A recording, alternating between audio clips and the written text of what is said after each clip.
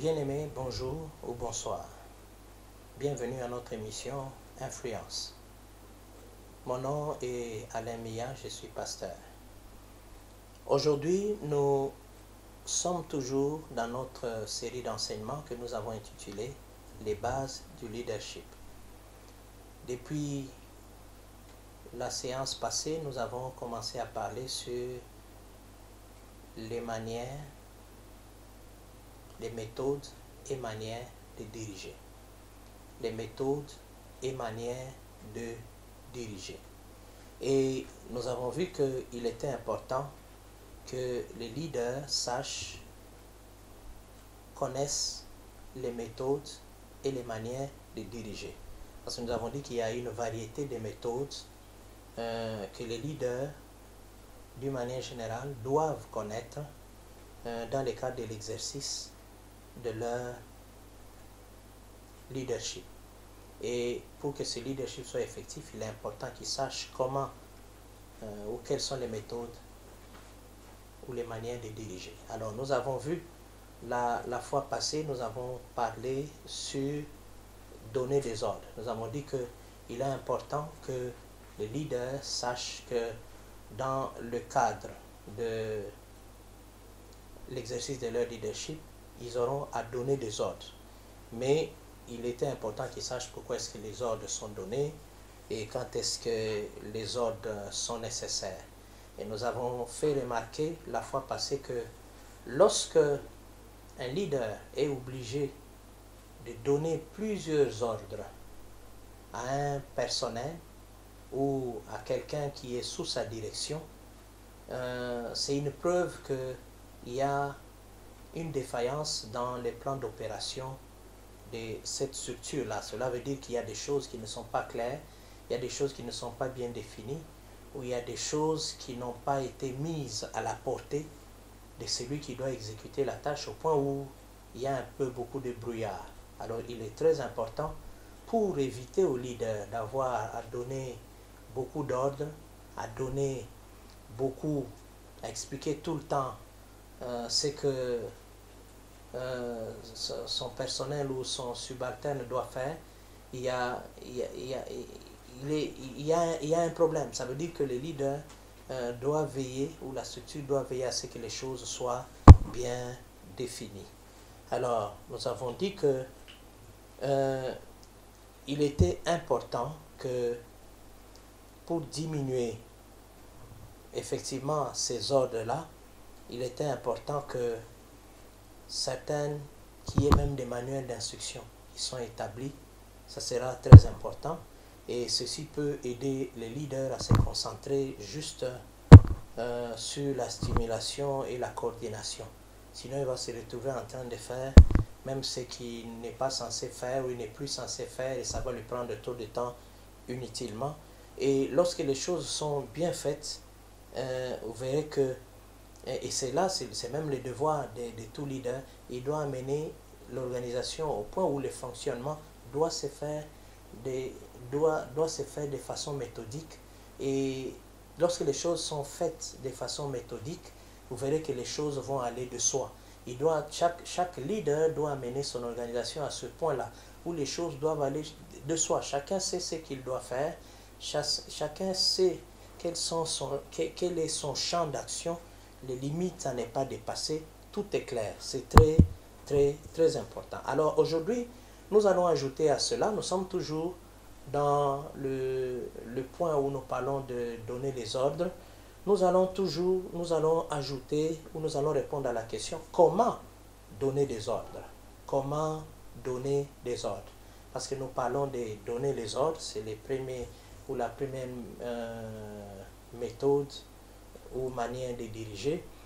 Et nous allons répondre à la question comment donner des ordres.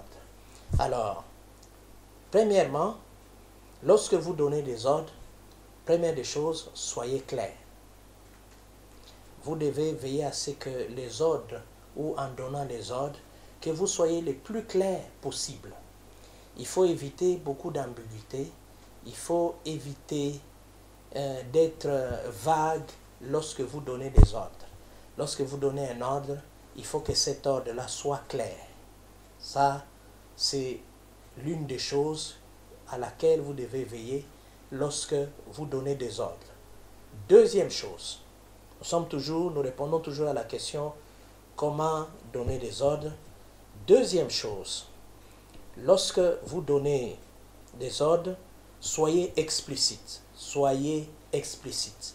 Ça veut dire que lorsqu'on dit soyez explicite, ça veut dire s'il y a nécessité d'entrer dans les détails, lorsque vous donnez des ordres, lorsque vous voulez que les gens obéissent à quelque chose ou fassent quelque chose que vous voulez, donnez le plus de détails possible. Lorsqu'il y a nécessité de donner les détails, donnez le plus de détails. C'est pour ça que nous disons soyez explicite. Si vous voulez que après 2 pas ou après ceci, vous irez à gauche, après la gauche, vous prendrez la droite, soyez explicite. Si c'est après autant de minutes, après autant de répétitions de telle ou telle chose, il faut faire ceci, il faut appeler tel, il faut aller voir tel. Lorsque tu remarques ceci, toi ne fais rien, ne touche à rien, va appeler l'informaticien. Il faut être explicite. Lorsque tu vois tel type de choses, telle chose apparaître, ne fais rien, va directement appeler ton chef, celui qui vient, ton supérieur. Soyez le plus explicite possible pour que la personne ne puisse pas tâtonner, pour que la personne ne puisse pas faire ce qu'elle imagine. Parce que en tâtonnant, en voulant se débrouiller, la personne peut faire une faute lourde et qui peut avoir des conséquences même en termes financiers. Ça dépend du secteur dans lequel œuvre la personne. Nous répondons toujours à la question comment donner des ordres. La troisième chose, c'est que vous devez utiliser votre voix pour un bon effet. Lorsque vous donnez des ordres, utilisez votre voix pour un bon effet. Il est très important, lorsque vous donnez des ordres, que vous puissiez veiller à l'utilisation, au ton que vous utilisez, que vous employez lorsque vous parlez ou lorsque vous donnez des ordres. Il y a une manière d'utiliser sa voix où, certes, c'est un ordre que vous donnez, mais vous pouvez frustrer quelqu'un. Vous pouvez faire en sorte que quelqu'un exécute votre ordre, mais avec beaucoup de frustration. Ce qui fait que même sa performance risque de ne pas être bonne.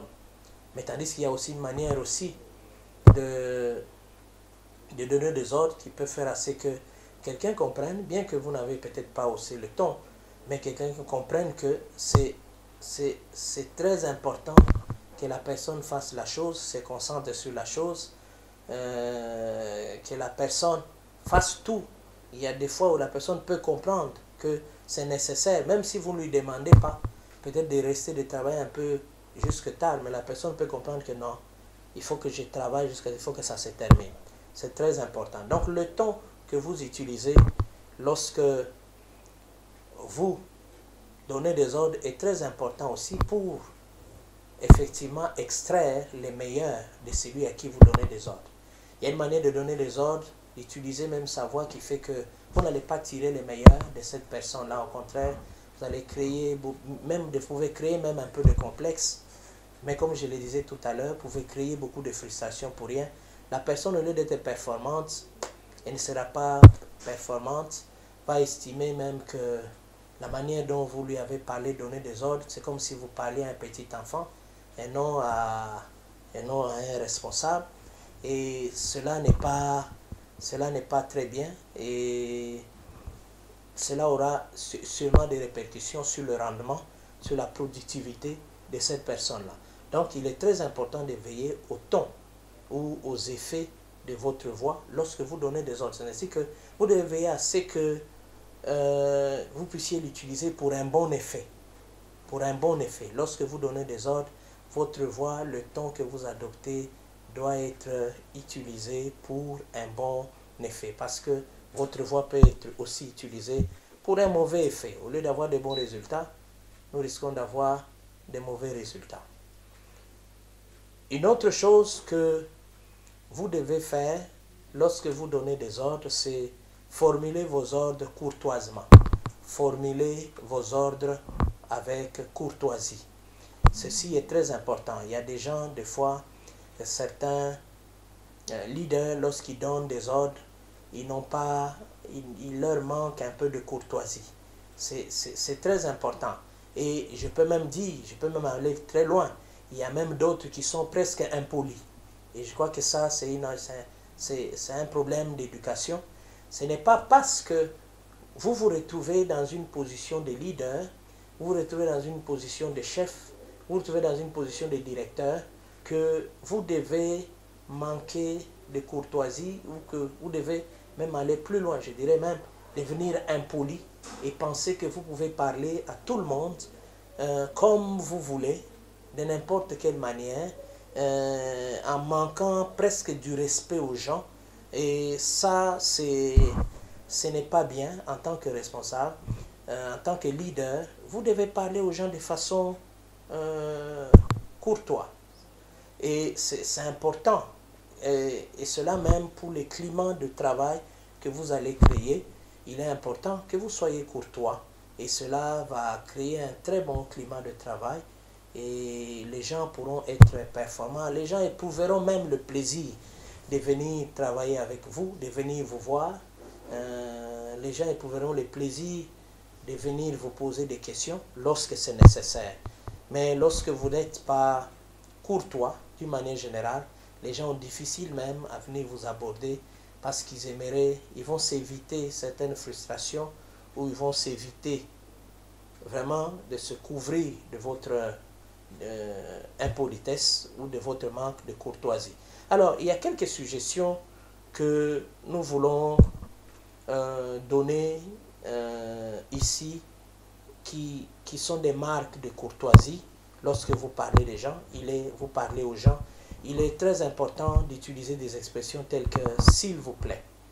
Vous voyez, bien que vous êtes le chef, le leader, mais lorsque vous insistez, vous avez donné des ordres, mais vous insistez par une phrase « s'il vous plaît », c'est comme si vous suppliez, mais entre-temps, c'est un ordre que vous donnez, mais entre-temps, c'est aussi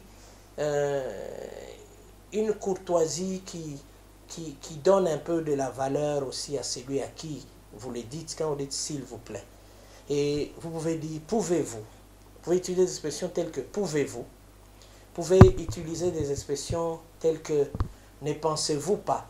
Même si, parce que des fois, il y a des gens par manque de courtoisie, ils peuvent juste couper la parole en disant « non, ce n'est pas comme ça, faites ceci ». Non, parce que vous pouvez aussi dire « ne pensez-vous pas que ». C'est une manière de dire que je pense qu'il y a cette autre voie, cette autre manière de faire que vous pouvez aussi suivre. Vous pouvez utiliser l'expression telle que « voulez-vous s'il vous plaît ». Vous pouvez utiliser l'expression telle que « ne pensez-vous pas que nous ferons mieux ». Et puis vous continuez. Donc, dans tout ceci ce sont des différentes expressions qui traduisent au fait une sorte de courtoisie qui est nécessaire lorsqu'on travaille avec les gens dans un environnement de travail. C'est très important. Mais j'aimerais quand même souligner aussi qu'il faut faire attention dans notre monde d'aujourd'hui. Des fois, certains mots de galanterie ou de bonnes manières peuvent être toujours mal interprétés. Il y a d'autres qui peuvent être aussi considérés comme étant de l'harcèlement ou comme des avances que vous êtes en train de faire à quelqu'un, surtout lorsqu'il s'agit d'un sexe opposé qui est en face de vous. Donc il faut toujours faire attention, n'exagérez pas non plus, parce qu'il y en a qui ont eu des procès dans les milieux de travail où certaines phrases, certaines galanteries qu'ils ont utilisées de façon innocente, sans arrière-pensée, mais qui ont été aussi mal interprétées par d'autres ou par ceux qui étaient en face, parce qu'ils ont trouvé qu'ils ont tellement exagéré, ils ont tellement répété ça et ils commencent à considérer ça comme étant de l'harcèlement ou des avances qu'ils sont en train de faire. Donc aujourd'hui, nous nous arrêtons là. Nous allons continuer encore une fois prochainement. Merci beaucoup, au revoir et que Dieu vous bénisse.